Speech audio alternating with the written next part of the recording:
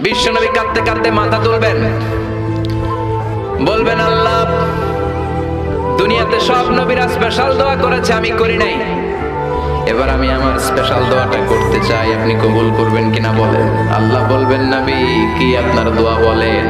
বিশ্বনবী বলবেন আমার একটা উম্মত যার অন্তরের মধ্যে যাররা পরিমাণ ঈমান আছে, একবার আপনারে আল্লাহ বলে ডেকেছে, একবার আমি বিশ্বনবীর উপর দরুদ পড়েছে, একবার শাহাদাতের বাণী আমার যে গুনাহগার উম্মত দুনিয়ার বুকে থেকে ঘোষণা দিয়েছে, ওই একটা উম্মত যদি জান্নাতে ঢুকতে না পারে আপনি আমারে জান্নাতে ঢুকাতে পারবেন না। আল্লাহ বলবেন সাল তুতা, সাল সাল তুতা, ওয়াশফা তুশাফা, শাফাত করেন নবী করেন, যার জন্য দোয়া করবেন আমি কবুল করে নেব। দুনিয়াতে বিশ্বনবী কম কষ্ট সহ্য করে নাই, 3 বছর শিয়াবে আবি তালেবে জেল খেটেছে। কয় বছর?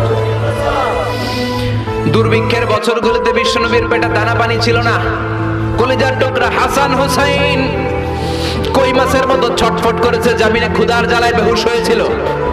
বিশ্বনবী যদি ওই স্পেশাল দোয়াটা করতেন জান্নাত থেকে খাবারের বস্তা পাঠিয়ে দিত কে? ওই দোয়া করছিলেন? জেলখানায় আল্লাহরে বলছিলেন আল্লাহ স্পেশাল দোয়া করলাম জেল থেকে মুক্ত করে দেন, করছিলেন?